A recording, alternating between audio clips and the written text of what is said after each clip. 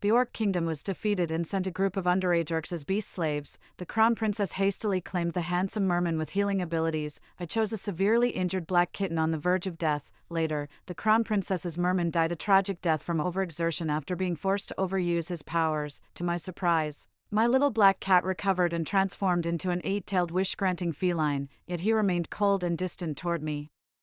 Convinced I'd saved him just to exploit his powers like others had, heartbroken by his plight, I made a sincere wish for him to grow his 9th tail, but the moment he gained his 9th tail, his first act was conspiring with my royal sister to have me killed. Damn you, Celine, if you hadn't insisted on choosing me, I would have been with Freya by now. Only then did I realize he'd long been in love with the crown princess. Yet he conveniently forgot, on the day of the beast slave selection.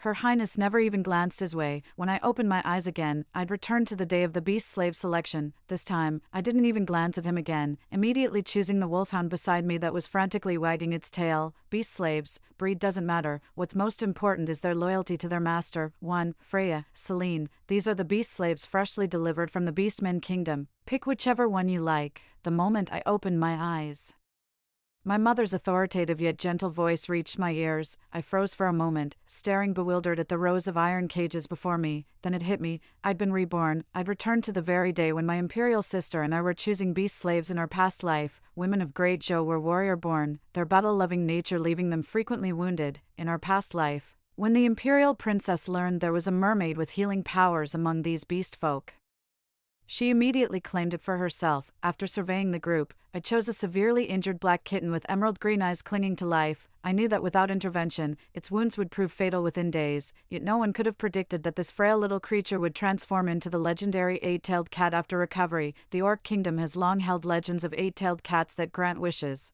Upon learning this, the crown princess grew deeply wary of me. She feared I might wish upon the 8-tailed cat to claim the Great Joe throne for myself. To court the minister's favor, she increasingly ordered her mermaids to heal wounded generals, but mermaids are inherently delicate and sensitive creatures. Before long, her mermaids suffered a mental breakdown from overusing its powers and died a tragic death. What my elder sister didn't know was that even after I saved the 8-tailed cat, it remained rather aloof toward me. Celine, drop the act. You're just like the others, being nice to me only to make wishes, aren't you? So, what's your wish? Once you make your wish, we're even. The 8-tailed cat's gaze was icy with impatience. I've researched 8-tailed cats. Legend says they grow a new tail every 20 years. After sprouting the 8th tail, they must grant a human wish to have any hope of growing the 9th. Only by growing the 9th tail can one achieve spiritual perfection and attain immortality. But human greed knows no bounds. Upon discovering the 8-tailed cat's power, people would cling to it like a personal wishing machine. I thought the little black cat had been so deeply hurt by humans that it became wary and distrustful toward me. After much contemplation, I finally made a sincere wish to him. I wish you could grow a 9th tail and never have to worry about being exploited by humans again. My wish came true. The moment I finished speaking, he actually grew a 9th tail. Before I could rejoice for him, his emerald eyes turned cold as he glared at me. Celine, don't flatter yourself thinking I owe you gratitude. You squandered your own wish. From this moment, we're even. Then he stormed off without another word. When we met again, he transformed into a striking green-eyed youth standing beside the crown princess, then watched coldly as my sister's tiger beastman tore out my throat. Celine, you deserve to die. If you hadn't insisted on choosing me, I'd be with Freya by now. I could only laugh at the absurdity. On the day of the beast slave selection, my dear sister didn't even glance his way. I've only heard of ungrateful wolves, never imagined there'd be ungrateful cats too. If not for me, who knows when he'd have grown his 9th tail. Not only was he unappreciative, he even repaid kindness with malice. Given another chance, I'd rather pick a dog than keep him. At least a dog remains loyal and never abandons its master. But raising an 8-tailed cat could cost you your life in the blink of an eye. No sooner had mother finished speaking than the princess began eagerly rummaging through the cage, too. Then she quickly pointed at the barely breathing black kitten inside and said, Mother, I want this little cat. The poor thing looks so pitiful. If nobody chooses him, he'll die, won't he? The imperial elder sister murmured with tender compassion. The 8-tailed cat's emerald eyes instantly gleamed upon hearing her words, then it let out faint, plaintive mews toward her. Seeing this, I realized the imperial elder sister had been reborn just like me. Mother frowned and said, Freya, are you sure about this? That cat looks rather useless. The orc's strength comes from their naturally powerful physiques. Had it not been for the valor of our Daizhou women warriors and their superior weaponry, the outcome of this war could have gone either way. This 8-tailed cat is currently at its weakest, barely larger than a common house cat with just one tail visible. No wonder mother thinks it's worthless. The 8-tailed cat immediately turned its anxious gaze toward the princess upon hearing its mother's words. Terrified she might reject him, the princess merely tilted her head with an amused smile, saying, "Mother, I've decided, I quite fancy this little black cat." The 8-tailed cat's eyes shone even brighter as it looked at her. Mother had no choice but to drop the subject, then her gaze turned to me. "Celine, why don't you pick one too? That mermaid has healing abilities, perhaps you'd like this one." The crown princess' eyes flickered with disdain upon hearing mother's words. I know what she thinks. Though mermaids possess remarkable healing powers, their delicate nature limits frequent use of such abilities, making them far inferior to 8-tailed cats. My elder sister seemed utterly convinced I'd choose the mermaid. Yet I simply shook my head with quiet resolve. Neither mermaids nor 8-tailed cats hold any appeal for me in this lifetime. After the lessons from my past life, this time I only want a beast slave who'll remain eternally loyal to me. Among beast folk, dogs are the most devoted to humans, so I pointed at the black wolfhound wagging its tail frantically beside the 8-tailed cat and declared, "Mother, I choose him." The wolfhound immediately lunged toward the cage upon hearing me, pressing its front paws against the iron bars while gazing at me with overwhelming excitement, its tail wagging so fast it became a blur. I couldn't help but step forward with a smile. Gently stroking his head, he eagerly stuck out his tongue, affectionately licking my palm. "See, this is so much better than that 8-tailed cat who always gives me the cold shoulder, at least in his eyes. I'm the only master that matters." To mother's surprise, neither my royal sister nor I chose the most sought-after healing mermaid. 3. Instead, one picked a cat while the other opted for a dog. With resignation, she sighed, "Very well, since you've both made your choices, that mermaid shall remain in the palace." Originally, after the royal heirs had their first pick of these beast folk, the remaining ones would be available for selection by the children of court officials. The mermaid's healing abilities are truly rare and precious. That's why mother couldn't bear the thought of him falling into non-royal hands, though for that mermaid, it might actually be a blessing. Knowing his value, mother wouldn't exhaust him like the crown princess did, forcing him to heal countless patients without a moment's rest. My elder sister looked shocked when she saw I hadn't chosen the most valuable mermaid from this batch of beast folk, but soon a relieved expression crossed her face. Clearly she thought that without the wish-granting 8-tailed cat and now passing up the healing mermaid, I stood no chance against her claim to the throne. Soon after, the princess turned her gaze toward our mother. "Mother, could you have that mermaid treat this for me first?" The princess cooed with practiced sweetness. Mother smiled and nodded. "Of course you may." The imperial princess beamed with joy, immediately opening the cage to scoop up the 8-tailed cat before heading off to find the mermaid. The 8-tailed cat curled up obediently in her arms, its emerald green eyes gazing adoringly at the princess. A cold smirk crossed my face as I stepped forward to unlatch the wolfhound's iron cage, setting it free. In my past life, I had indeed considered asking my royal sister's mermaid to heal the 8-tailed cat, but my sister kept postponing it, claiming the mermaid was occupied with other patients. Left with no choice, I spent a fortune on rare medicinal herbs to treat him myself, yet in the end, this very act became one of the reasons for his resentment toward me. He blamed me for not asking the princess to have her mermaid heal him quickly when I clearly could have. Little did he know, the princess never wanted my beast slave to recover too soon, but to the 8-tailed cat, my explanation sounded like nothing but excuses. This time, I'll see if he can grow that 9th tail after siding with the princess. Would my royal sister use that single wish to make him grow a 9th tail again? The wolfhound rushed at me excitedly the moment it was out of the cage. 3. The guards nearby immediately went on alert at the sight, yet I simply reached out my hand toward him. The wolfdog affectionately placed its paw on my hands with an excited bark. A pair of gentle puppy eyes gazed at me, sparkling with joy. Beastfolk can't speak human language before transformation, yet I could clearly sense his overwhelming happiness through his body language. I couldn't help but let a faint smile curl my lips. I have to admit, I absolutely love how my orc only has eyes for me. When he looks at me, it's like I'm his entire world. "Good boy." I reached out to pat his head. His tail wagged furiously as he squinted with pleasure under my touch. "Come on, I'll take you home. From now on, I'll be your master," I said with a warm smile. He obediently nodded, retracted his claws to the ground, and followed closely behind me, wagging his tail. The strength of beastmen depends firstly on bloodline talents, and secondly on daily nutritional intake. After bringing the black wolf dog home, I hired a professional nutritionist to care for him, ensuring his body would grow stronger before his transformation. He clung to me like a shadow, following my every step as if we were inseparable. The moment a stranger approached, he'd instantly position himself between us, baring his teeth in full protective mode. Unlike the 8-tailed cat from my past life, after I nursed him back to health, he'd vanish like smoke, appearing and disappearing at will. He only ever came slinking back when mealtime rolled around or when he needed something from me. Turns out having a dog is the best decision. Seeing nothing but pure devotion in those eyes just melts your heart completely. I'm growing fonder of this wolfhound by the day. That day, the royal sister's 8-tailed cat was finally fully healed by the mermaid. Given Her Highness's temperament, she would have preferred to work the mermaid around the clock treating the 8-tailed cat, after all. That's exactly how she exploited the mermaid in their past life, pushing her to absolute limits. But this time, the mermaid no longer belonged to her. She'd lost all right to treat the mermaid like a beast of burden. Mother would never allow the princess to exhaust the rare healing mermaid's spiritual energy, shortening its lifespan. Under the mermaid's intermittent treatments, the 8-tailed cat that took over half a year to heal in its previous life fully recovered in just about 10 days this time. As he recovered, his true form was revealed.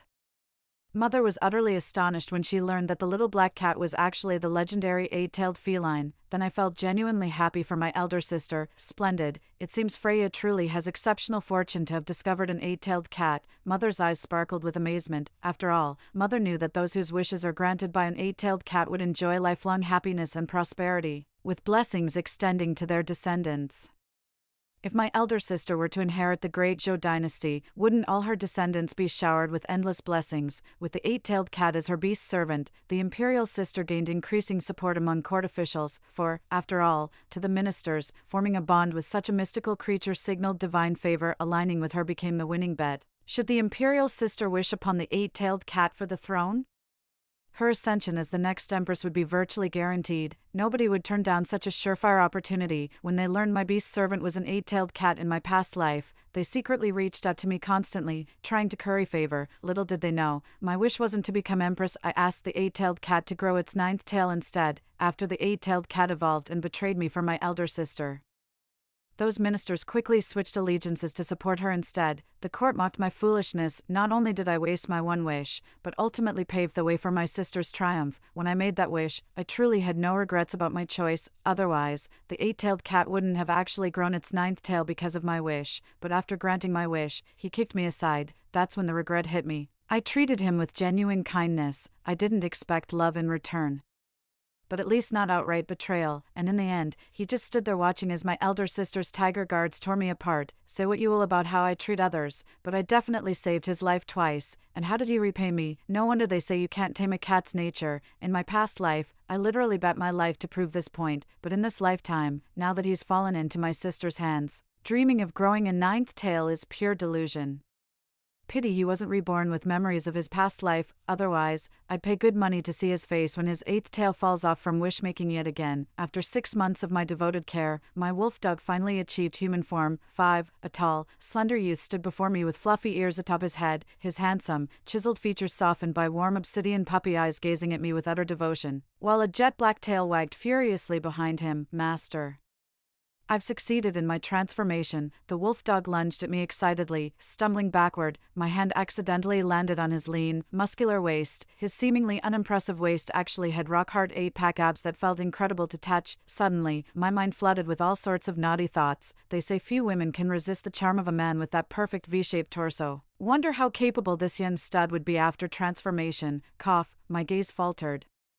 Too embarrassed to let it wander further down, lost in my thoughts, he suddenly leaned in close to me. Then he stared at me with puppy dog eyes and asked nervously, "Master, do you like my transformed appearance?" Clearing my throat softly, I nodded. "Yes, I do. By the way, what's your name?" All orcs have their own names. They just couldn't speak them before transformation due to the language barrier with humans. But he shook his head pitifully at me. "Master, I was just a stray dog nobody wanted before, so I never had a name. Everyone just called me Stray Puppy. Master, would you give me a name?" Hearing this, I couldn't help but feel a surge of compassion. Nodding, I said, "How about I call you Xander? Though no one wanted you before, you've got me now. As long as you don't betray me, I'll never abandon you." Xander's tail wagged even more excitedly upon hearing my words. "Master, I'd never betray you. Dogs are the most loyal creatures, and wolves mate for life. With both bloodlines in me, I'll be utterly devoted to you." Xander eagerly pledged his loyalty, as if afraid I might doubt him. I couldn't help but smile and instinctively reached to pat his head, but his transformed form had grown much taller than me, making it impossible to reach. Yet Xander, ever perceptive, immediately bent down eagerly to meet my gaze. So I let my raised hand rest gently on his head. "Okay, got it.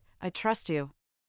because I knew he'd grow into a loyal dog who'd remember kindness. My only regret was playing the saint in my past life. I wasted my pity on that dying 8-tailed cat instead of choosing him when he was wagging his tail so desperately for me. After the beast selection ended in my previous life, I did see Xander again later. 6. Back then, he'd fled from some noble's household in utter disarray. Saving a down-and-out orc was just a trivial favor to me at the time. So I lent him a hand and arranged his safe return to orc territory, yet fate played its cruel joke. The 8-tailed cat I'd cherished with all my heart betrayed me viciously, while the mangy wolfdog I'd casually saved fought a tiger to the death when I lay dying, just to protect me. The tiger's fatal bite to my throat made death come swiftly. In my final moments, I heard only his enraged roar, laced with profound agony and heartbreak. Only then did I realize I'd forsaken my loyal guardian for the sake of an ungrateful stray. Choosing a beast companion truly requires mutual devotion. My elder sister learned about my beast servant's transformation and immediately brought congratulatory gifts while cradling her 8-tailed cat. 7. After seeing Xander's appearance, her expression softened, then she gave me a suggestive look and said, "Dear sister, I was wondering why you'd choose a wolfhound as your beast servant.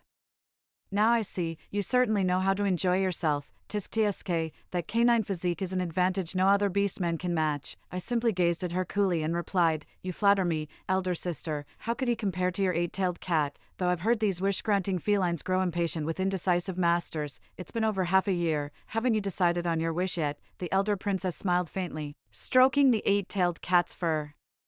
"A wish from an 8-tailed cat is precious indeed. I haven't quite decided what to wish for yet," I smirked and said. "They say an 8-tailed cat must cultivate its 9th tail to attain immortality. Have you considered wishing for its 9th tail, sister? With a 9th tail, its power would surpass all other beast folk. Surely that would make it a far greater asset to you." At my words, the elder princess's expression froze momentarily.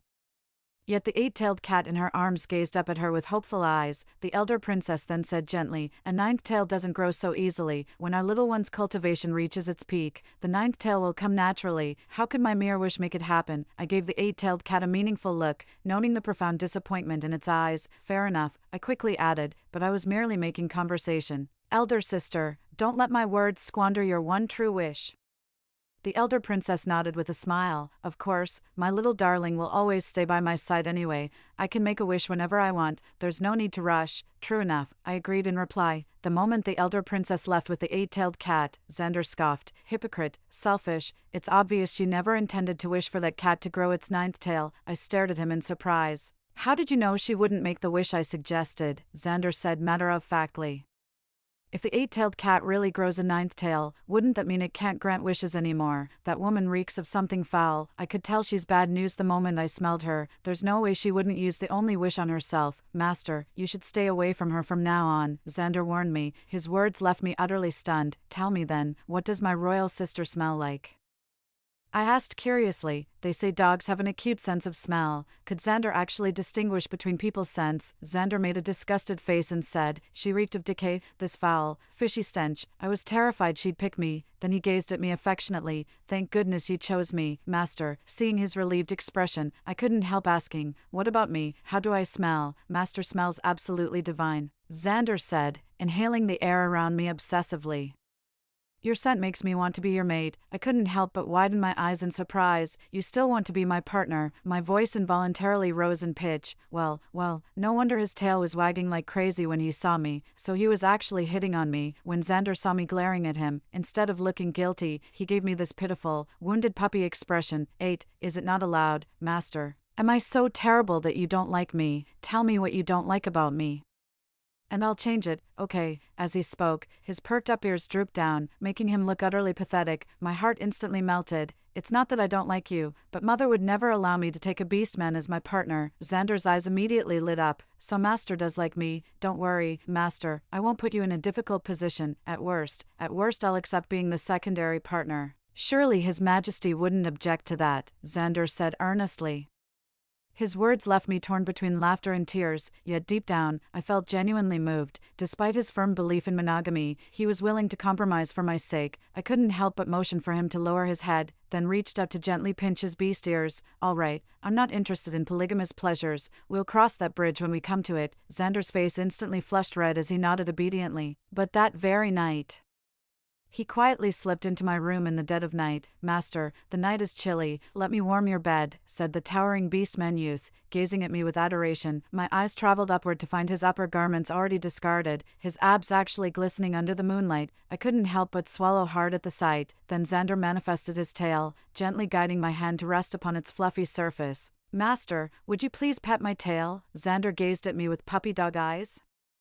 I couldn't resist that pitiful look and reached out my hand. The glossy tail felt incredibly silky to the touch, but then he grabbed my hand and placed it on his sculpted abs. "Master, feel my waist. Is it too thin for your liking? If it displeases you, I'll eat more and train harder. I promise to meet your expectations." Hearing this, I quickly blurted out, "No need, no need. You're perfect just as you are." For secure document watermarking, choose Xiaohubot, reliable, stable, and hassle-free. No output as the provided text is empty or contains only a non-printing character. Any heavier and he'd look too bulky, which wouldn't be as attractive. Xander seemed to exhale in relief, then gazed at me expectantly. Would Master like to properly experience it? Perhaps the darkness emboldened me. My mischievous hand reached out and never withdrew. By the time I came to my senses, dawn had already broken. I couldn't help but clutch my waist and sigh dramatically at the sky. That Adonis belt truly lives up to its reputation. Eep, Xander looked rather guilty when he saw me wake up. 9. I couldn't help shooting him a fierce glare. He ducked his head nervously, then suddenly transformed into a tiny black puppy and leaped onto my bed, wagging his tail frantically. He began licking my palm in an adorable attempt to appease me. "Master, I just like you too much. Please don't be mad, okay?" He whimpered in that puppyish voice. I finally couldn't maintain my cold expression. My hands instinctively reached up to scoop up the lively little puppy, stroking it gently. "You can transform into a puppy too?" I asked in surprise. Xander nodded. "Yes, after shapeshifting, I can control my transformed appearance." My interest was instantly piqued. "Then show me a few more transformations." Seeing my improved mood, Xander obediently nodded before shapeshifting again, this time into a delicate, adolescent boy who appeared no older than 12 or 13. My heart skipped a beat. Damn, do all orcs have these abilities after transformation? If I get an orc partner, will the benefits be this good? Meanwhile, Xander was looking at me expectantly. "Master, may I beg for some ear scritches?" I couldn't help but reach out, but seeing Xander as just a young boy at that moment gave me this unsettling feeling like I was committing a crime. Suddenly, a violent crash came from the window. Before I could react, Xander instantly transformed into his beast form. Leaping off the bed with bristling fur as he bared his fangs toward the window with a low growl, I quickly turned to look, only to see the previously shut window now shattered by the eight-tailed cat. A pair of glowing green eyes stared fixedly at me. I couldn't help but frown. "You're the royal sister's beast slave. What business do you have coming here?" I frowned in displeasure. The eight-tailed cat let out a low, plaintive mewl in my direction. Xander chose that moment to let out a cold chuckle. "Did she make a wish to you, having regrets now?" At those words, my gaze instinctively drifted toward the eight-tailed cat's tails. That's when I noticed, of the 8 tails behind him, only 7 remained, though I can't say I was surprised. I just wonder what wish my royal sister made with his 8th tail. Before I could speak again, the 8-tailed cat suddenly stepped forward as if approaching me. 10. Just then, Xander leaped into the air and pounced at the 8-tailed cat.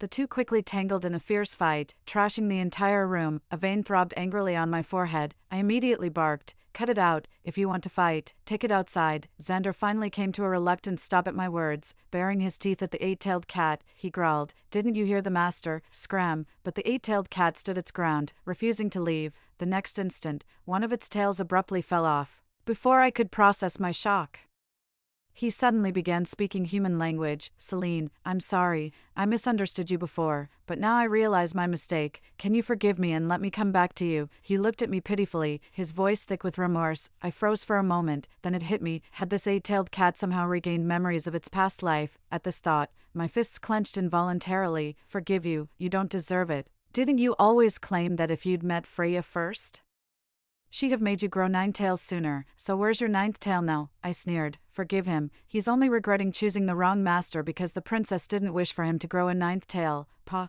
coming to me now. "Don't tell me he thinks I'd be foolish enough to grant him 9 tails again." In your dreams, my words instantly made the 8-tailed cat wilt like a deflated balloon. 11. Celine, it was all Freya poisoning my mind against you. I truly believed you were just using me. I was blind in our past life, but now I see who genuinely cares for me. Celine, could you give me another chance? Xiaohu bot, anti-piracy file protection. For bookfinding bots, choose Xiaohu, reliable, stable, and scam-free. I smirked mockingly. "Even if you misunderstood me before, I helped you grow your ninth tail and achieve spiritual completion. Doesn't that prove my sincerity? But what have you done to me in return? Not only did you betray me, but you conspired with the crown princess to kill me. Now that the princess has used you, you finally understand regret. I don't want your apology. Get out, I said coldly. The eight-tailed cat's eyes instantly filled with deep remorse. At that moment, Xander suddenly shifted into human form, lunged forward to grab the cat by its scruff, and unceremoniously hurled it out the window. Didn't you hear the master telling you to get lost, traitor? Then Xander cautiously approached me. Master, I've thrown that damn thing out. I stared at him intently. You remembered too? Xander gave a quiet grunt of affirmation. Then tell me what happened after I died. I leaned back against the cushion. Xander nodded, then said with a hint of guilt in his voice, last time I arrived too late to save you. By the time I defeated that tiger beast man, you were already gone. That didn't surprise me. And then, Xander's expression turned vicious in an instant. Then I'll lead the orc army to attack the Great Zhou capital, to avenge you. I looked at him in astonishment. You're capable of that. Xander flushed immediately, stammering. After my master sent me back to the orc kingdom, I became its new chieftain. That's how I command the other orcs. Since I launched the campaign in your name, the Empress didn't order full-scale war immediately. Instead, she started investigating your death. That wicked woman, afraid her misdeeds would come to light, sent that white-eyed cat to negotiate with me in secret. Hearing that nine-tailed cats gain the power to rewind time after ascension, I made a wager with him. The bet was this: if given another chance and chosen by Freya, could he still grow his ninth tail? If I lost, I'd fall on my sword and withdraw my forces. If he lost, he'd expend all his celestial power to bring you back. At this point, Xander laughed with confident satisfaction. 11AO** HU bot circled greater than anti-piracy watermark circled greater than bookfinding bot heavy checkmark. Choose it with confidence, guaranteed satisfaction. I knew it, even if given another lifetime. That selfish woman Freya would never waste her only wish on growing him a ninth tail. I won the bet. Xander's words left me stunned, frozen on the bed. So my rebirth. Was this an opportunity Xander fought tooth and nail to secure? On the day of the beast slave selection, did you and the eight-tailed cat retain memories from past lives? I couldn't help asking. Xander shook his head. No, I suspected that cunning bastard might collude with Freya, so I added a clause to the wager. His past life memories remain sealed until someone makes a wish upon him. Only when someone wishes upon him will he remember everything from his previous existence. As he spoke, Xander's eyes turned icy once more. Didn't he bet everything on Freya granting him that ninth tail? Well, I'll make sure he only remembers possessing it after being used like a disposable tool. If anyone could make an eight-tailed cat grow its ninth tail, nine-tailed cats wouldn't just exist in legends. That eight-tailed cat once had an owner who cared for it deeply, yet it cruelly caused her death. Nothing brings greater regret than discarding a treasure you once possessed, only to find it lost forever. He's determined to make that blind cat regret it to death. Seeing Xander's indignant expression, I couldn't resist reaching out to tweak his furry ears. Xander instantly blushed crimson again. You did so well. Thank you for saving me. At this point, I'd be heartless not to offer myself to you, I said to Xander with a playful grin. I'd always believed my rebirth was the heavens taking pity on me, granting me this second chance at life. Who knew it was all thanks to Xander? Xander's ears perked up instantly at my words. His eyes sparkled with excitement as he looked at me. Really, Master, I'm overjoyed. I just mischievously gave his tail a playful squeeze. Only then did I discover what wish my elder sister had made. During the morning court session, Mother unexpectedly designated my elder sister as crown princess. Since everyone was already aware of the eight-tailed cat's existence, this development came as no surprise. The transition was smoothly accepted without any opposition. 12. Yet no one anticipated that on the very day of the crown princess's coronation ceremony, the eight-tailed cat would suddenly emerge from some shadowy corner. In a flash, it darted to the royal sister's side and slashed viciously at her throat with razor-sharp claws. A cat's claws are sharper than any blade, let alone when striking an unprepared victim. The lethal swipe landed perfectly across the royal sister's throat. Instead of fleeing after the assassination attempt, the eight-tailed cat kept mauling the royal sister's body in frenzied retaliation. Freya, you deserve to die. It's all your fault for deceiving me. I lost not just my ninth tail, but also the one who loved me most. Soon enough, the frenzied eight-tailed cat was torn apart by other beastmen guards. With his dying breath, he gazed in my direction, eyes filled with regret and resentment. His final words still echoed, Master, I was wrong. To win over court officials, she increasingly ordered her mermaids to heal wounded generals. Cause enraged, my mother suddenly bellowed, Why are you all standing around? Fetch the mermaid to treat her highness immediately. The mermaid was brought over swiftly. When he arrived, my elder sister was still breathing. After all, the great Zhou dynasty thrives in martial arts, and with her inner energy protecting her, The imperial sister wouldn't be so easily killed, yet before everyone's eyes. After desperately trying to save her for half an hour, the mermaid, pale and clearly drained of spiritual energy, turned to the queen and said, "Your Majesty, forgive me, I've exhausted all my strength, but we missed the critical window for treatment. It's beyond my power to reverse fate." Hearing this, the queen collapsed back into her chair, then she snarled through gritted teeth, "Investigate. I want a thorough investigation into why that vile creature targeted Freya." With that, he cast an icy glare at all the orcs present. Human bodies lack the thick hide and natural defenses of orcs. If more orcs like that eight-tailed cat ambush our master again, how many could escape unscathed? If other beast slaves might turn on their masters, we're better off slaughtering them all. Yet she failed to notice the mermaid's barely concealed smirk as it bowed its head. After all, having been wished upon, the eight-tailed cat, once the imperial sister's beast slave, must have regained memories of its past life. The investigation results came out swiftly. With the imperial sister gone, her former subordinates were easily coerced into talking by our mother's people. Mother's face turned ashen when she learned the crown princess had actually wished for her own sudden death through the eight-tailed cat. 13. Upon discovering the violent confrontation between the princess and the eight-tailed cat after the wish, which provoked the creature's vengeance, Mother temporarily set aside her prejudice against beast slaves. The eight-tailed cat's dying words confirmed the princess had committed grave betrayal first, justifying its act of turning against its master.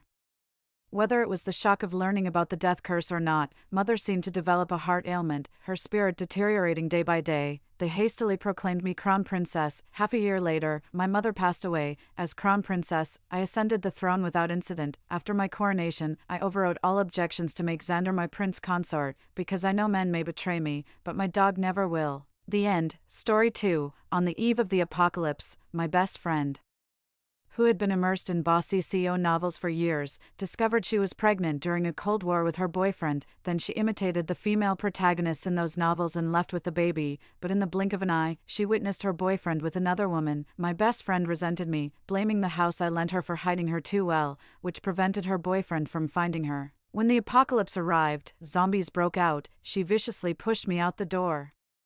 "It's all your fault, you bitch. You made Lawson unable to find me. Go die." The next second, I was brutally attacked by a horde of zombies and reduced to nothing but bones. When I opened my eyes again, I had been reborn. 1. In my villa, my best friend Rose was asking me, "Rebecca, help me choose which dress looks better. This is my first official date with Lawson tonight." At this moment, Rose was in my cloakroom, trying on the latest seasonal clothes that my father had someone send over every quarter, since her family was in a difficult financial situation. When she asked to borrow clothes from me, I agreed without hesitation. First, I asked the servants at home to bring her many new sets of clothes to choose from, but she wasn't satisfied. Then she suggested going to my house to pick out clothes, and I agreed to that too. Her boyfriend Lawson had a terrible reputation and was known as a playboy. Out of humanity, I kindly reminded Rose to protect herself, but she was so infatuated with love at that time, believing she had found her Mr. Right, she wouldn't listen to anyone's advice. Before long, she discovered she was pregnant, so Rose, who had been immersed in bossy CEO novels for years, did something unexpected. During her Cold War with Lawson, she imitated the female protagonists in those novels and left with the baby. I reminded her again, "Rose, has Lawson said he wants to marry you? He said he still wants to enjoy the two-person world with me and doesn't want anyone else to interfere, but he will definitely marry me." Rose suddenly became sensitive. "Rebecca, are you just like the others at school, jealous that I have such a good boyfriend?" I wanted to tell her other things I knew about Lawson, but seeing her like this, I stopped. Rose soon immersed herself in her fantasies again. After she left Lawson, she thought Lawson would, like in the novels, use all his connections across the city to search the whole world for her, but in the blink of an eye, she saw Lawson with another woman. She resented me, blaming the house I lent her for miscarriage prevention, for being too secluded, which made Lawson unable to find her. When the apocalypse came and zombies broke out, she looked at me viciously and mercilessly pushed me out the door. "It's all your fault, you bitch. You made Lawson unable to find me. Go die." The next second, I was brutally attacked by a horde of zombies and left with no remains. When I opened my eyes again, I was reborn, too. At this moment, Rose, just like in the previous life, shared the news of her pregnancy with a happy face. "Rebecca, I'm pregnant." Then she fell into her own fantasies. This time, I didn't worry about how she would react after learning the truth, as I did in the previous life. Instead, I looked forward to how rich and interesting her expression would be when she knew the truth. "Aw, Congratulations, I'm really happy for you. She didn't notice at all that I was saying something against my will. Rebecca, I knew you would definitely bless me. You're so kind. Rebecca, can I stay at your place? Your house is so big, and it's such a waste for only you to live here. I can move in and keep you company. I'll move in tomorrow, and you know I'm pregnant. Rebecca, you should hire more experienced nannies to take good care of me. You'll be the baby's godmother in the future.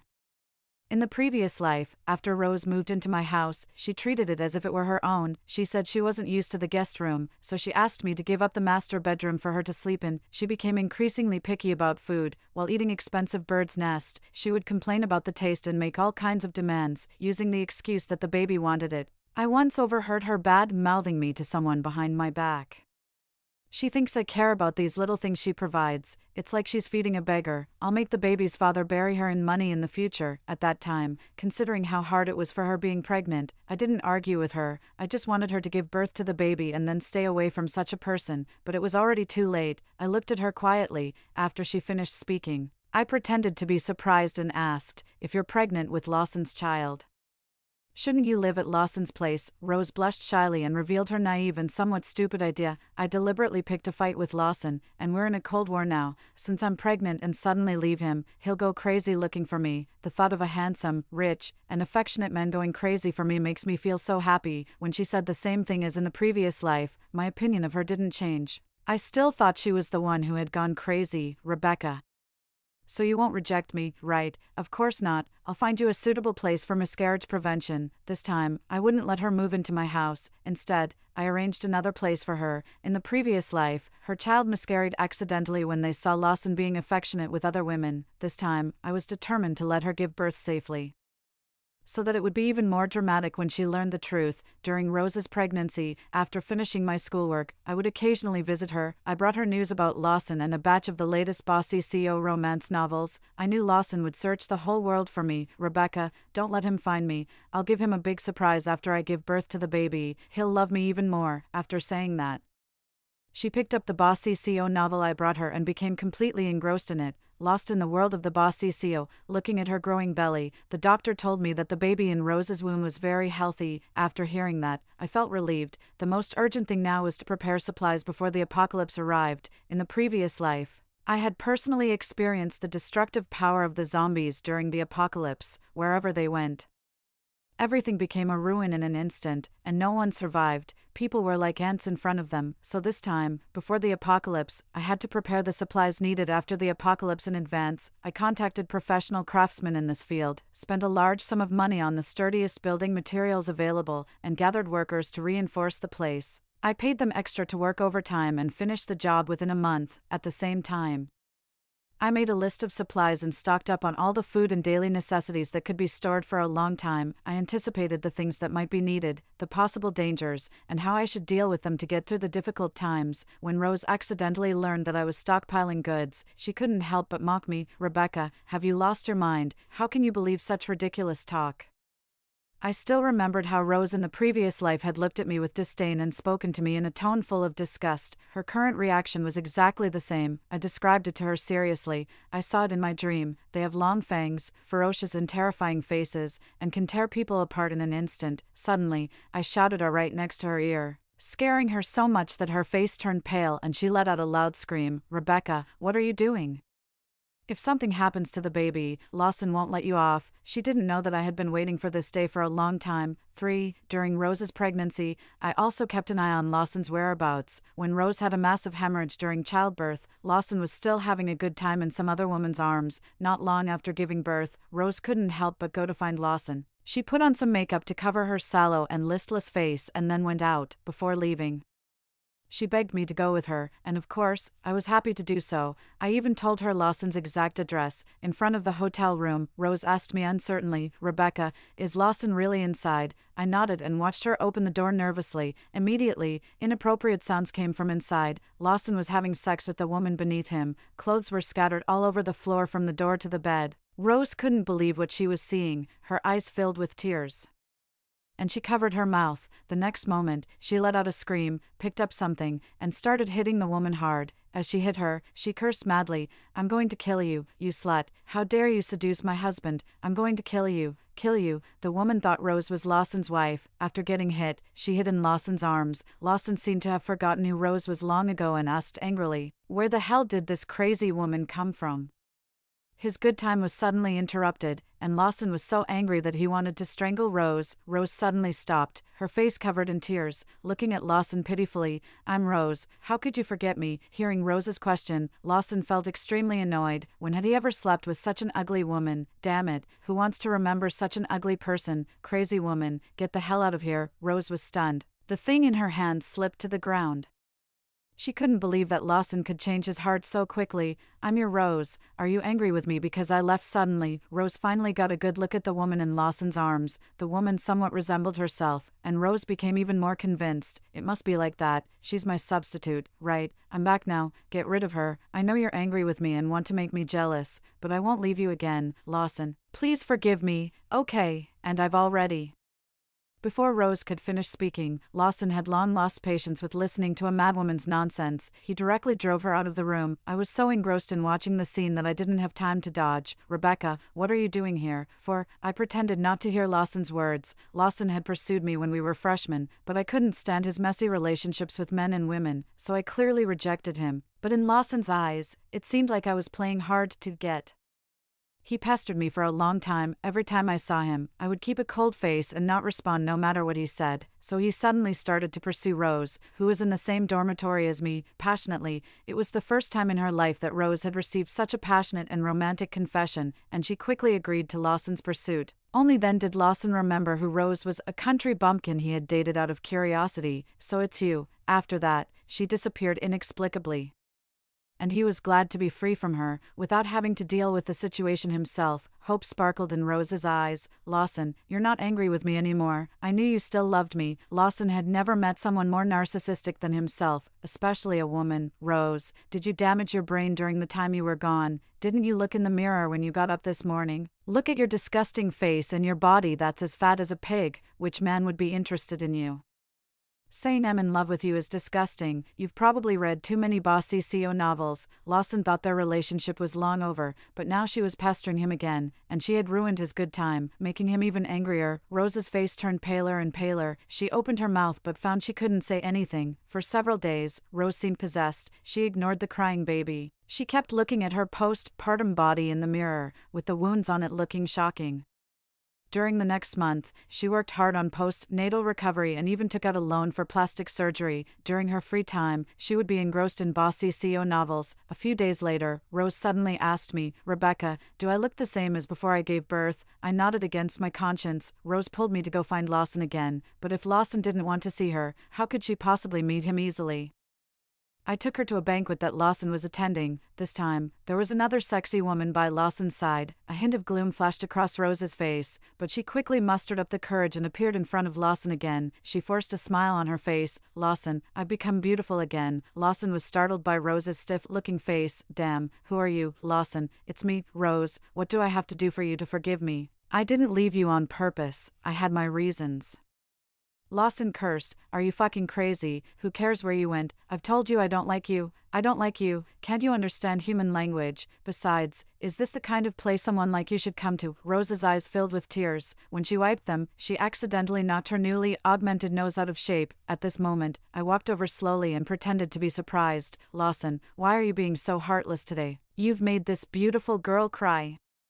As soon as I spoke, many people looked in our direction. Lawson was caught in an awkward situation. In public, he didn't dare to make a big scene, but Rose didn't think so. She thought it was a sign that Lawson was giving in to her and couldn't bear to blame her. Following the method I taught her, she couldn't help but pour out her grievances to Lawson. "Lawson, I can explain. During the time I left you, I went to give birth to our child. I know you were almost going crazy looking for me, but I promise I'll never leave you again." Before she finished speaking, there was an uproar among everyone present. 5. Lawson himself was also stunned. Rose continued, "Lawson, I brought the baby here. Do you want to see him?" The person I had arranged immediately brought the baby out. It was a boy, maybe not used to the environment. He suddenly started crying loudly. "Lawson, look, this is our child. He doesn't have a name yet. I'm waiting for you to name him."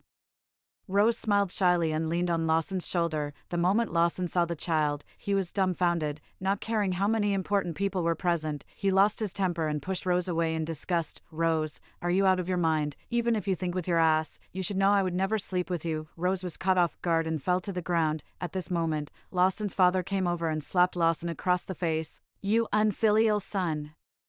It's okay for you to fool around usually, but now you've caused a real problem." Lawson's father took both of them home. Lawson was punished with the family's disciplinary measures and howled in pain while constantly cursing Rose. "I must have been extremely unlucky to have met you." Perhaps the beating brought him to his senses. Lawson thought that with Rose's idiocy, how could she have found him every time? Just then, I happened to be delivering something to the child and saw Lawson being punished as I passed by. I stood there and watched for a while. "It's you, Rebecca. You're the one behind all this. When did I ever offend you? Why are you doing this to me?" I just smiled and didn't say a word. In the last life, Lawson played a big part in making Rose act the way she did. When Lawson couldn't stand Rose's pestering anymore, he casually said to her, "I've said it hundreds of times.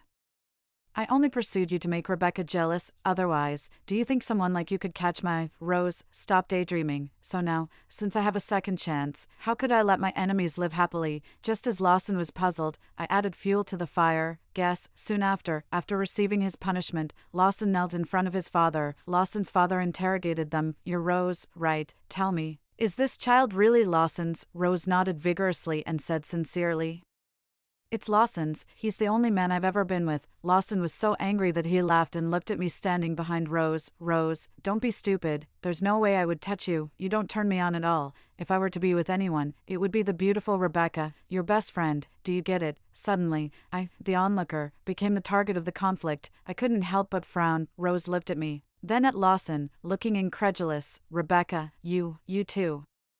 I immediately shook my head. Lawson's father directly ordered a paternity test for the child and waited for the results. After his father left, Lawson became even more brazen. Ignoring Rose, he looked at me with great interest, as if I were his prey. "I like Rebecca, and that child in your belly really isn't mine. The only person I'd have children with is Rebecca." He then looked at me provocatively. 6. Anyone could tell that Lawson was doing it on purpose.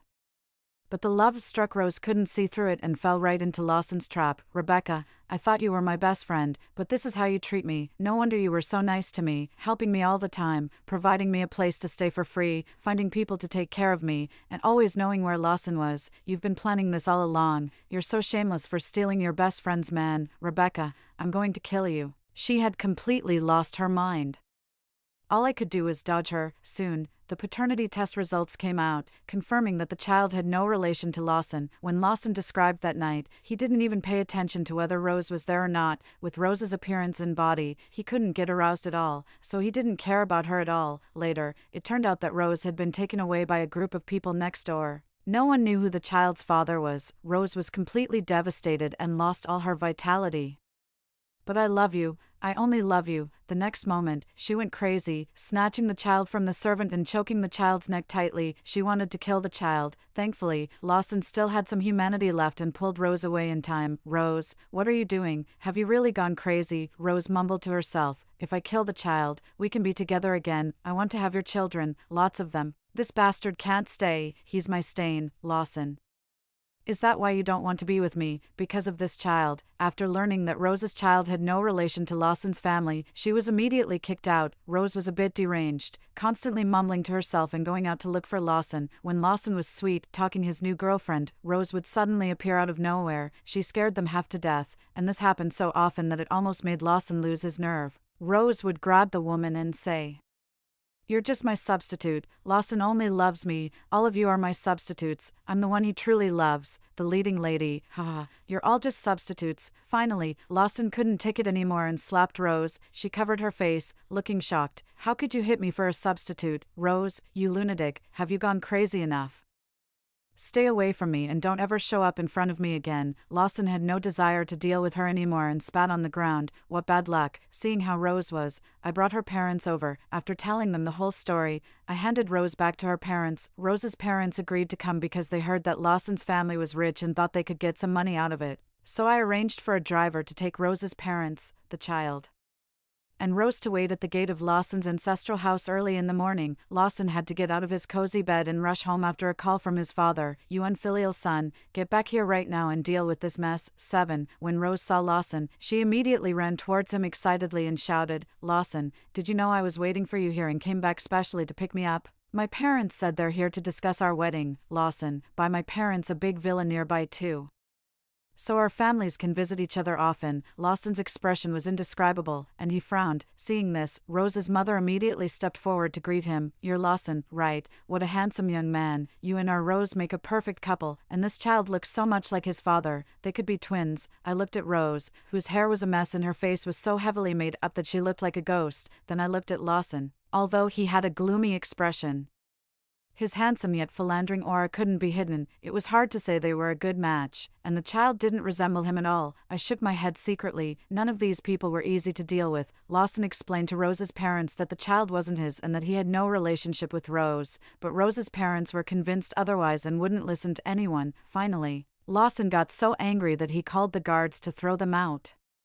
Not only could he not get rid of Rose's parents, but he couldn't even get rid of Rose, who insisted on staying with him. Lawson pushed her hard, and Rose fell to the ground. She immediately started crying, and Rose's mother shouted, "Heartless bastard, you look decent on the outside, but how could you sleep with my daughter and then refuse to take responsibility? There's no such free ride in this world. My daughter even gave birth to your child, and this is how you treat her. I want to see your parents and find out what kind of heartless people could raise such an irresponsible son." Lawson was more wrong than Doi, a wrongly accused character in Chinese literature, and couldn't defend himself. It was no use showing them the evidence. It was clear that they were trying to extort money. Lawson was about to call the police, but his father stopped him, concerned about the family's reputation. They didn't want to make a big scene. In the end, they gave Rose's family a sum of money to settle the matter. Lawson was furious but had no choice but to obey. Just when Lawson's family thought the matter was over, Rose's parents came back after spending all the money. Lawson's family thought it was better to solve the problem with money and avoid a scandal, especially since Lawson was recently set up on a blind date and his wedding was approaching. They couldn't let it fall through. Rose's parents became more and more greedy, coming to Lawson's family every time they ran out of money. When Rose's parents made an exorbitant demand that Lawson's family refused, they were thrown out. Because of Rose's affair, Lawson had to follow his family's arrangement and get engaged to a wealthy young woman from a similar background, but on the day of Lawson's engagement,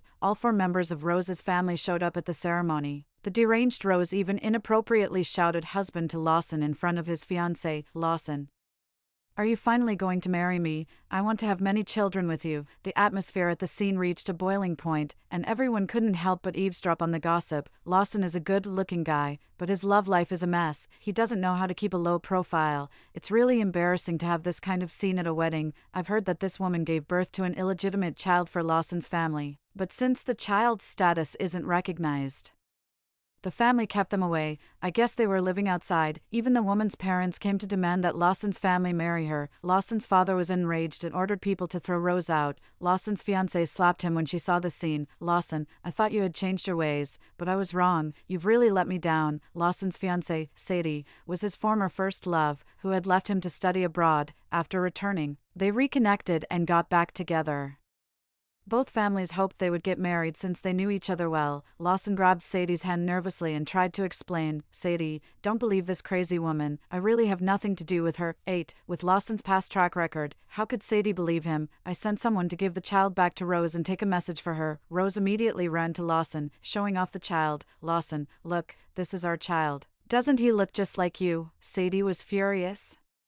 She had never been so humiliated before and slapped Lawson again. "Lawson, I never want to see you again in my life." After saying that, she lifted her skirt and turned away. Lawson was about to chase after her, but Rose kept getting in his way. Consumed by anger, Lawson pushed Rose hard, not caring that she was holding the child. With a scream, Rose fell to the ground, and the child was thrown aside. The child immediately started crying loudly. The scene was in chaos. It was a complete and utter mess. In the last life, after I died, my parents didn't know that Rose had pushed me into the horde of zombies. Since I was my parents' only daughter, they transferred their love for me to Rose. To gain my parents' trust, Lawson started pursuing Rose again and eventually swallowed up my family's business, becoming a leading figure in the industry. Lawson achieved both fame and fortune and had a beautiful woman by his side. My parents, however, were deceived by Lawson and Rose's conspiracy, lost all their property, and finally died by jumping off a building. I've remembered every single one of these deaths. After today, Lawson's reputation plummeted again, becoming the talk of the town, but the ultimate goal of Rose's family was money, and they wouldn't give up until they got it. In the eyes of Rose's family, poor people didn't care about dignity. All they cared about was having enough to eat and money to spend. Since Lawson's family refused to give them money, Rose's family waited outside their house every day. Since Rose's family had ruined the engagement, there was no way Lawson's family would give them money. Lawson spent days trying to explain himself to Sadie in person, but she refused to see him. He waited outside Sadie's house for days, rain or shine. Just when Sadie was about to soften and meet him, Rose appeared in front of Lawson again. She seemed to have forgotten how Lawson had pushed her down and ran towards him. "Husband, why weren't you at home? I missed you so much." When Sadie came out and saw them entangled together, she was almost driven to a heart attack. "Lawson, you can go to hell, you scumbag." "Sadie, please listen to me explain." Lawson pushed Rose away and tried to chase after Sadie. "Get lost, you crazy woman." Lawson finally realized that Sadie would never forgive him. He turned to look at Rose with a sinister gaze. "Rose, who told you to come?" "It was Rebecca again, wasn't it? You bitch, I'll make you pay." "Rose, you want to marry me? Fine, I'll make it happen." "Of course, I didn't hear all this. It was reported back to me by the person I had watching them." 9. When Lawson, who hadn't been home for a long time, brought Rose back, he immediately saw Rose's parents waiting outside his house. He looked at them with extreme disdain, as if they were garbage. Not long after, I received a call from Lawson, using Rose's mother's phone. "Rebecca, you want to play games? Fine, I'll play along. You'd better not fall into my hands, even if you beg me on your knees in bed. I won't spare you." I chuckled. "Oh, really? Then let's see if you have the ability to do that, Lawson, since this was revenge." I wanted to see my enemies struggle. A quick end would be too easy for them. After the failed engagement, Lawson's family held a very simple wedding for Lawson and Rose. When Rose's parents saw how valuable their daughter was, they were overjoyed. They kept addressing Lawson's family as in-laws, completely forgetting how they had cursed them before. The members of Lawson's family had cold expressions and didn't even attend the wedding. Lawson didn't care.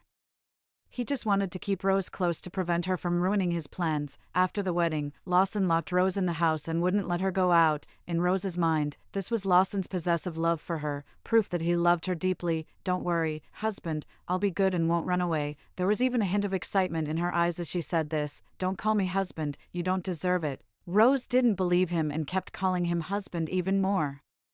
Lawson picked up a whip and lashed at Rose, making her cry out in pain with wounds all over her body. "If you call me husband again, I'll keep hitting you until you stop." Watching Rose get beaten until her skin was split open, the harder Lawson hit, the more he seemed to be addicted. Rose fearfully hid in the corner and finally crawled under the bed, too scared to come out. "Rebecca, save me." When Lawson heard Rose call my name, he became even angrier. He immediately had people come and move away the bed and other cabinets, leaving Rose with nowhere to hide. The next time I saw Rose, she had become extremely timid. Even when Lawson was by her side, she no longer approached him as she used to. "Rebecca, I want to go home. I want to go home." Her hand reaching out to me was covered with dense scars, with no part left uninjured. It was a shocking sight. "Lawson, how could you abuse her?" Lawson didn't care. "Isn't this what you wanted? You and she have been ruining my plans. If it weren't for you, the Lawson family would have already secured the Sadie family's investment, so you're responsible for all these losses." I looked at the sky behind Lawson. Somehow, it had turned blood red. The apocalypse had arrived ahead of schedule. As the last ray of sunlight was obscured by dark clouds, the city's skyline was swallowed up by endless darkness. "Lawson, you might as well look up at the sky. You still have a chance to survive if you leave now." "Rebecca, are you kidding me? You want to use this ridiculous apocalypse talk as an excuse? I won't believe it." Lawson sneered, slowly lighting a cigarette and then taking out a contract. "Rebecca, this is the debt you owe the Lawson family. Sign it, and we'll call it even. I won't hold those things you did to me against you anymore." I silently turned on my phone. At this moment, there were many reports online about zombies attacking and eating people. Some still didn't believe it, thinking it was just a prank by netizens to gain attention, but I knew it was real. Looking at the pitiful Rose, I felt a moment of soft-hearted and took her back to my place. It wasn't safe outside anymore. Lawson watched us enter the house and didn't seem worried at all, but before Lawson could finish smoking a cigarette, the sky had completely darkened. Lawson still calmly knocked on my door. Rebecca, do you think you can hide? I won't leave until you sign this. I have plenty of time to wait. When Lawson turned around, he saw a dense horde of monsters approaching from a distance. This time, Lawson was completely panicked. He shouted loudly and pounded on the door. Rebecca, open the door. Let me in. I slowly walked to the door and asked Rose in a voice loud enough for Lawson to hear. Rose, do you want to open the door for Lawson, the person who just brought you here? Rose shook her head vigorously, her whole body resisting. No, I don't. He's a bad person. He'll hit me. He's not the real Lawson. Lawson, you heard her. Even though Rose loves you so much, she doesn't want to open the door for you. Lawson hurriedly called out to Rose and apologized to her, but Rose refused to open the door no matter what. After a loud commotion and Lawson's screams outside, everything quickly returned to silence. I never heard Lawson's voice again. 10. Given what happened in my previous life, I always kept an eye on Rose. Fortunately, she didn't show any strange behavior. There were no living people left on the streets, only groups of zombies wandered the streets. Once they heard any sound, they would rush over to attack and devour people. Some families with limited food supplies could no longer stay at home and went out to look for food one after another, unexpectedly. They alerted the zombies and were killed. Some people, armed with sharp weapons, fought for their lives against the zombies to avoid starving to death. Out of humanity, I kindly reminded Rose to protect herself. In this world of the apocalypse, there was no distinction between day and night, only eternal darkness. The zombies never got tired, wandering around day after day, never sparing any living creature, not even stray cats and dogs. The zombies roamed the dead city as if they were the new masters of the world. I wondered if we could survive this devastating crisis. Then, a loud bang came from the sky, followed by ear-piercing alarm sirens and continuous rumbling explosions. Groups of zombies were heading in one direction. A dark mass of them charged forward insanely. Soon after, deafening roars and growls of the zombies rang out. For a long time, the whole world was silent, as if everything had gone extinct. The once bustling streets were now filled with nothing but deathly stillness and desolation. Finally, one day during the apocalypse, there was a commotion on the street. After a long while, the doorbell at my house rang. I immediately became alert and peeked outside through the peephole. It turned out to be several men in military uniforms, fully armed. Hello, we're from the rescue team, here to help. A sliver of light appeared on the horizon of the previously pitch-black sky, as the first ray of dawn pierced through the thick clouds. A new day slowly began to unfold on this land that had once been shrouded in despair. After this long struggle against the zombies, humanity finally saw the dawn of victory. Story 2. In the 5th year of the apocalypse, I opened a breakfast shop amidst a circle of zombies. Steamed buns, wonton noodles, soy milk, you name it, we've got it. As a result, my breakfast shop attracted quite a bit of attention and some looked upon it with covetous eyes. The aloof leader of bases said, "Come to our base. I will protect you and your breakfast shop for life." The warm-hearted executive of Base B offered. "It must be hard making breakfast every day. Do you need help?" The Thunder a top ability user said. "Don't get me wrong, it's not that I like you, I just like your breakfast," the Yandera Zombie King declared. "Anyone who covets my sister deserves to be bitten by zombies." In the early morning, as the first rays of sunlight touched the ground, I exchanged today's supplies from the supermarket system and got the breakfast ready. Steaming baskets were placed on the counter, several cups of soy milk lined up, noodles and wontons went into the pot. Soon, the delightful aroma was everywhere, tempting saliva to drip. Once I finished all the preparations and opened the doors of the breakfast shop, there was already a long line outside. The scene around the breakfast shop was eerie, with countless zombies wandering about 100 meters away.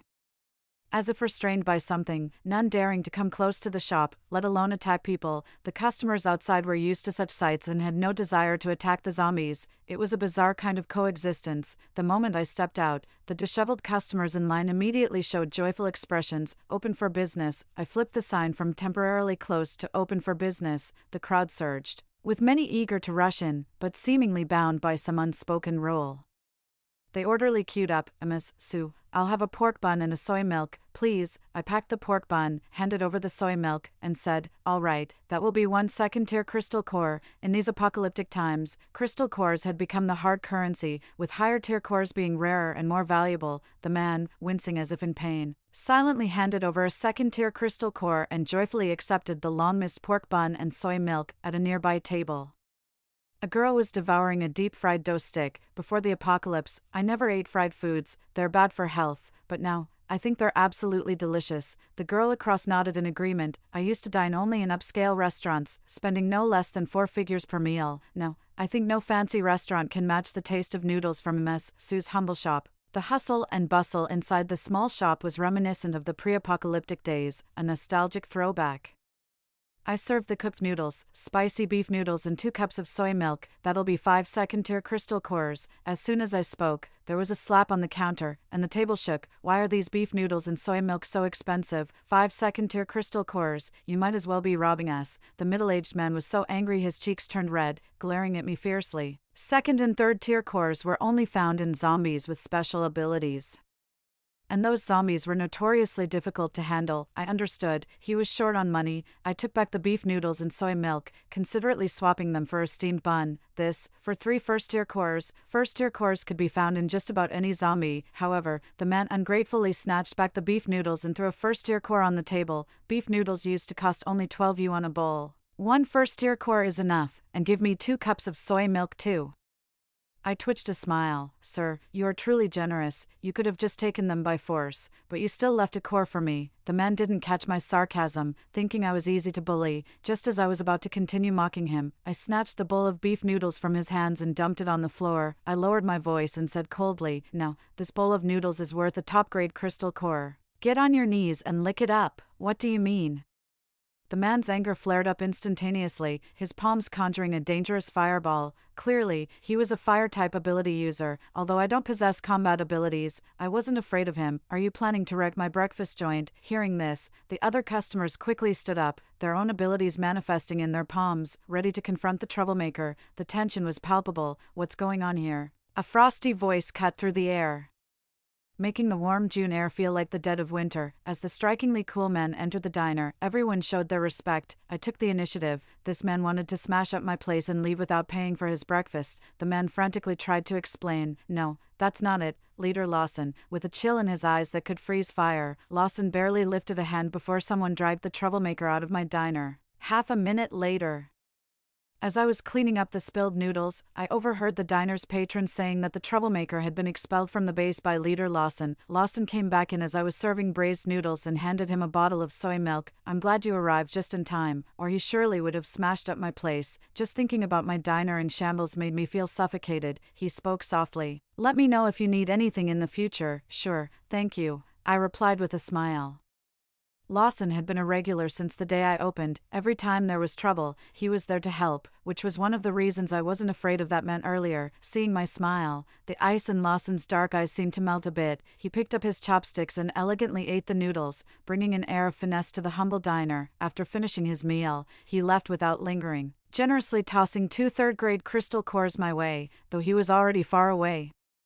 I held onto the crystal cores and shouted excitedly, "Come by any time." I was practically counting on his visits to make my fortune. "Are you talking to me?" A gentle voice tinged with amusement answered. I turned around to meet Landon's eyes, soft with tender affection, and I understood. Regular customer number 2 had arrived.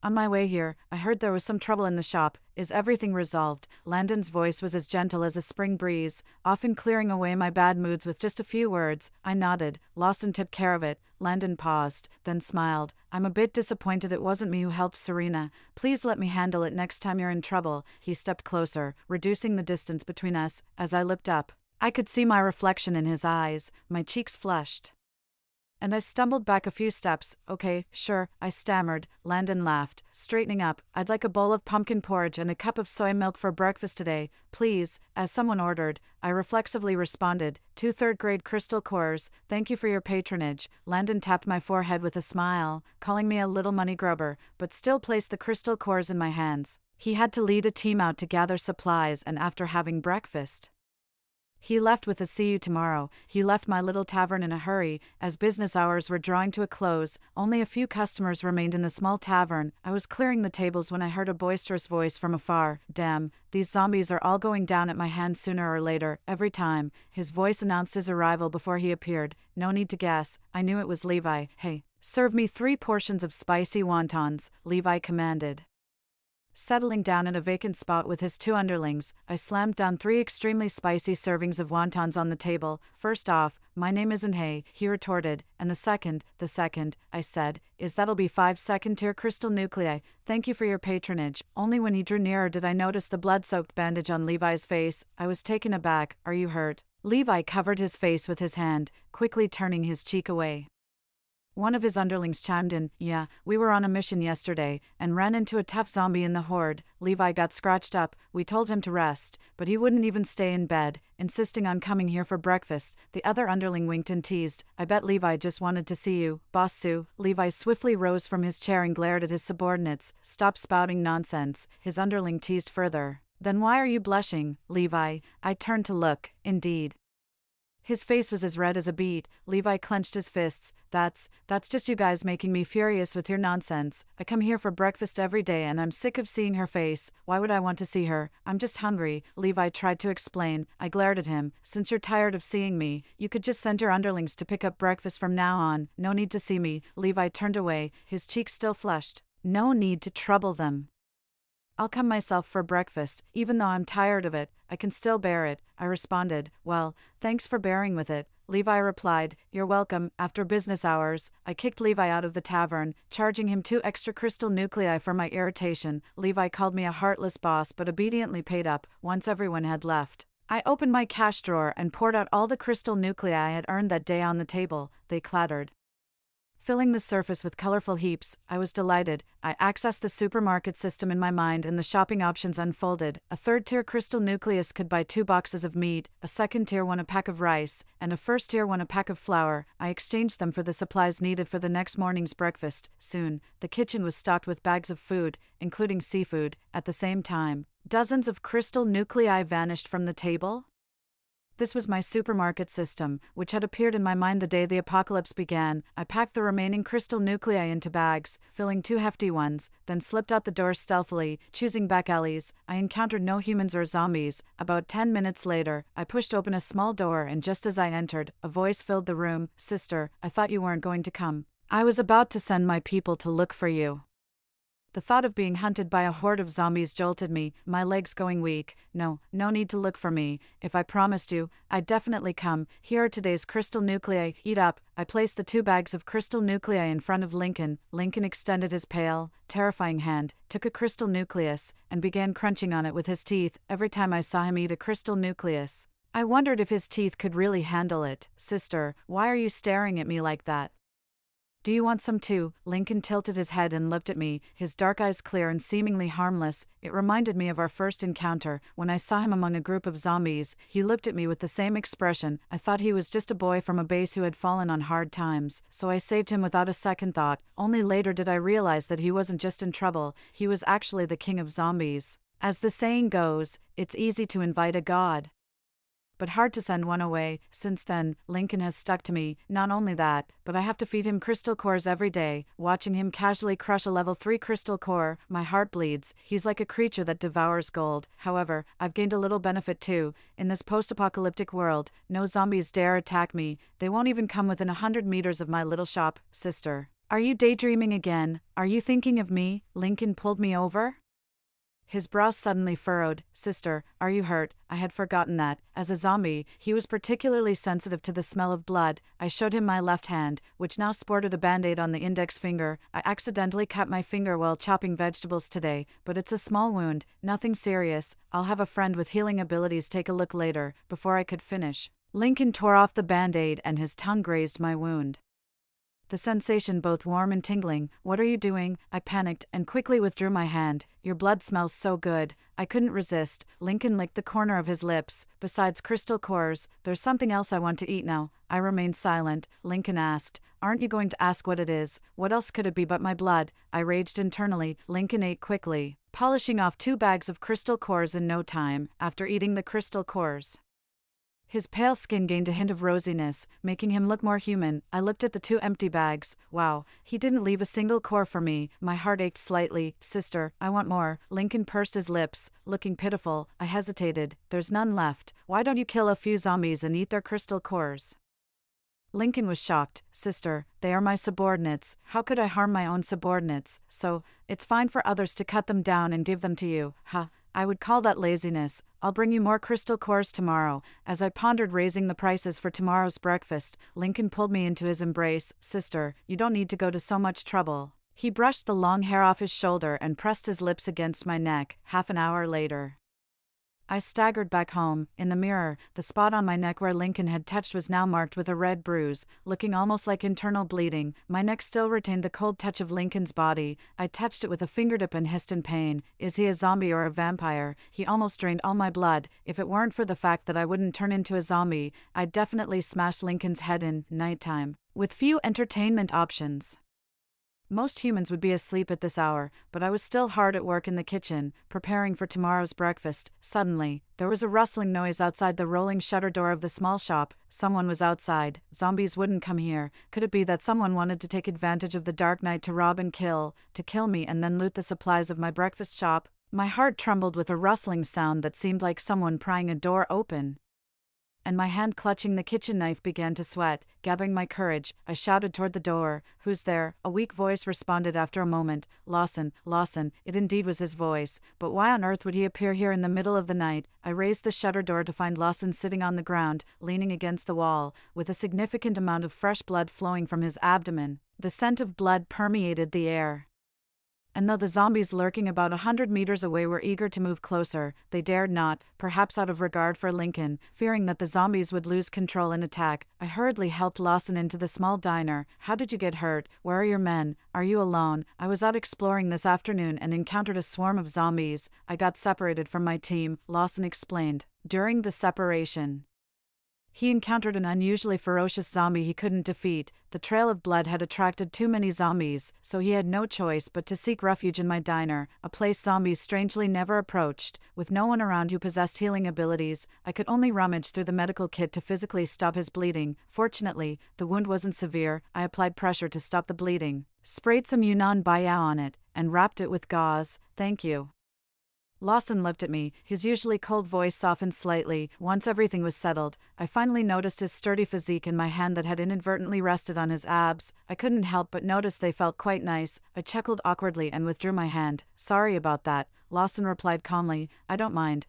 What didn't he mind? My accidental touch, or the fact that I touched his abs? Before I could figure it out, he continued, "Can I stay here tonight?"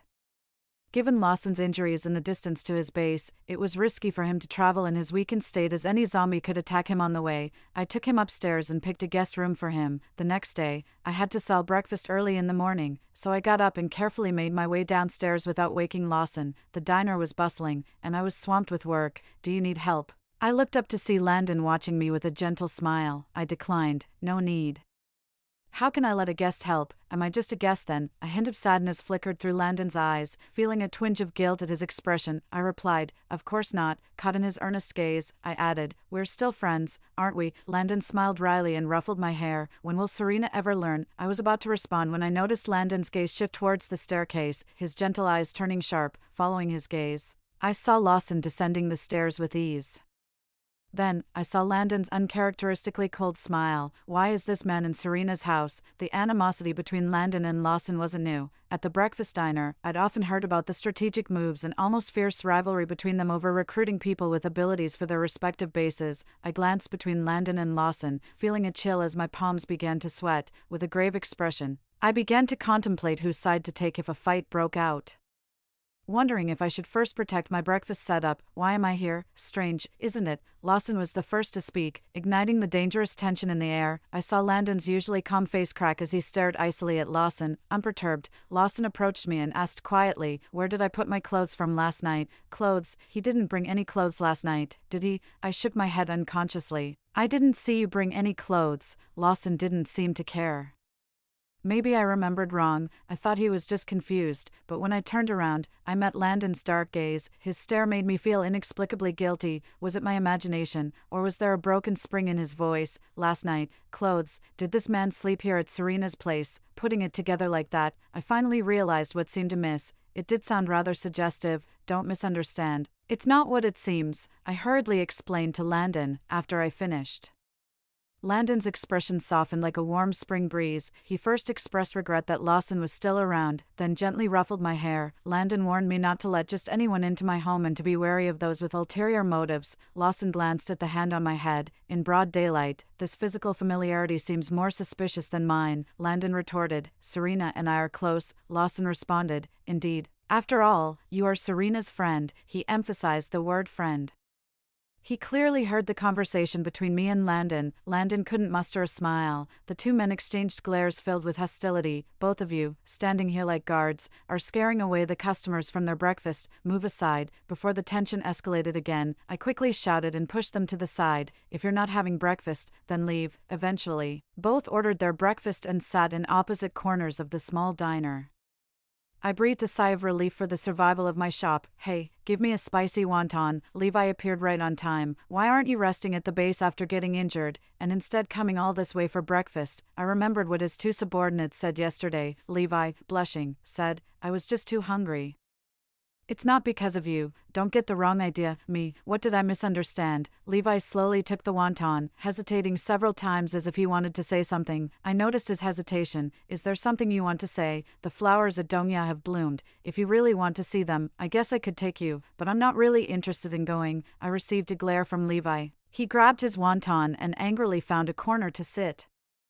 I was baffled but continued to busy myself with the breakfast preparations. Big sister, I want this. I looked up, and Lincoln's pale face caught my eye. In an instant, my heart stopped. What are you doing here? I lost my grip. The spoon fell into the sink, splashing water on my face. Lincoln reached up to wipe the droplets off my face, smiling, because I missed Big Sister and couldn't wait until the afternoon, so I came over early. His touch was cool, making me shrink my neck. After drying my face, Lincoln didn't remove his hand, instead gently caressing my cheek and amusingly pinching my earlobe. I slapped his restless hand away, pulling him aside in a flustered whisper. Are you a zombie? You're being so brazen. Someone's going to kill you for this. Lincoln smiled, his eyes curling up. Is my sister showing concern for me? Sort of. It's mainly because I'm afraid they'll misunderstand me. Lincoln's smile grew even wider. If my sister is worried, I can just kill them all. That way, you won't have to be scared. I am scared. I'm not just scared. My hands are trembling. It's over 30 degrees Celsius. How can you utter such chilling words? It might have been because Lincoln and I were whispering for too long that others started to notice. Is something wrong? Landon stepped forward and asked, while discreetly sizing up Lincoln. I saw Lawson and Levi also shifting their gazes toward us from other corners. It's nothing, my friend. He came to borrow money. Yes, to borrow money. I blurted out a lie, earning as much as I do daily. It did seem plausible for friends to ask me for money. Go upstairs and wait for me. We'll talk about the borrowing after I close the shop. I gave a dry laugh and pushed Lincoln upstairs. I saw Landon's eyes darken slightly, his gaze lingering on Lincoln's retreating figure as if deep in thought, afraid of giving us away. I turned around to block his view. Someone just ordered a seafood porridge. But I don't know how to cook seafood. Could you help me? Landon quickly put on a gentle expression. I'd be happy to, but as a reward for helping, could you accompany me to the cave edge tomorrow? After closing the breakfast shop, I hurriedly shut the rolling door, rushed upstairs without even counting the day's earnings. Upon reaching the living room, I found Lincoln cuddling a teddy bear on the sofa. He makes himself quite at home, even taking the teddy bears from my bed to hug. It has my sister's scent, but Lincoln suddenly dropped the teddy bear and pulled me into his embrace, lightly sniffing the nape of my neck. Still, I preferred to smell my sister this way. His body was cool and comfortable, yet my cheeks felt unbearably hot. I tried to push him away, but my palm felt a sticky liquid. I looked down to see green blood. Are you hurt? Lincoln's voice suddenly took on a wounded tone. Yes. I was patrolling with my men last night. It was so dark, someone ambushed me. And I got hurt, but I didn't let them get away with it. His tone was slightly smug at the end. Such a brat. I'll get the first aid kit to dress your wound. Just as I stood up, he pulled me back. Lincoln opened his mouth again and bit my neck. My sister's blood is more useful than any first aid kit. His body was cold, but the tip of his tongue was scorching hot, making my chest tremble and my mind foggy. In a daze, I heard him whisper in my ear, I hate the way they look at my sister. I really want to hide my sister away, so you can only look at me, and only I can look at you. I woke up on the sofa, and it was already evening. Fortunately, I hadn't bled to death or been taken prisoner by Lincoln. I searched all the rooms in the house but couldn't find Lincoln, as if he had never been there. Only the pain on my neck reminded me that what happened wasn't an illusion, along with Lincoln's disappearance. My teddy bear and the crystal cores from the cash register were gone too. I looked at the empty drawer, grinding my teeth in anger. He didn't leave a single crystal core for me. It seems that the promises made by men are nothing but sweet lies. Following Landon's invitation, I made my way to Dongya the next day. Before the apocalypse, Dongya was a garden, left untended thereafter. The flowers spread wildly, blooming profusely, and becoming even more stunningly beautiful. When I arrived, Landon was already there waiting for me. He had cleared the area of any nearby zombies.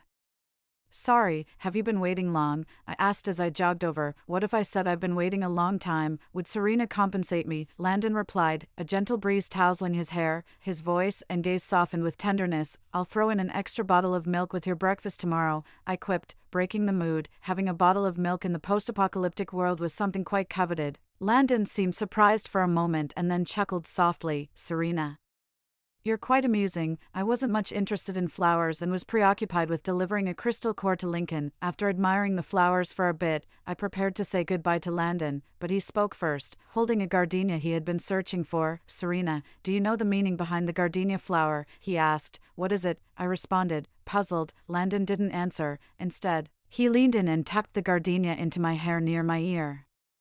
He was so close I could see each of his eyelashes and my own reflection in his pupils. The atmosphere shifted at that moment. Landon's Adam's apple bobbed, and his hand caressed my cheek, moving closer to me. Feeling flustered, I stepped back, but a gust of wind suddenly swept through, separating me and Landon. When I regained my focus, Landon and Lincoln were locked in combat, difficult to pull apart. I was wondering whether to shout for them to stop fighting, as it was clear they weren't going to kill each other. When Lincoln got hurt, I hadn't expected it to turn deadly. Landon, stop, he's hurt. Just as I moved to intervene, zombies swarmed from all directions, surrounding Landon completely. Suddenly, I found myself in a cold embrace unmistakably. It was Lincoln's. I've waited for sister so long, only to find her flirting with another man. It's not what it looks like. First, make those zombies stop, and I'll explain. Also, your wound from yesterday hasn't healed, and you got hurt again today. You need to get treated quickly. I struggled to free myself from his embrace, but Lincoln held me even tighter. Everything went dark, heightening my senses.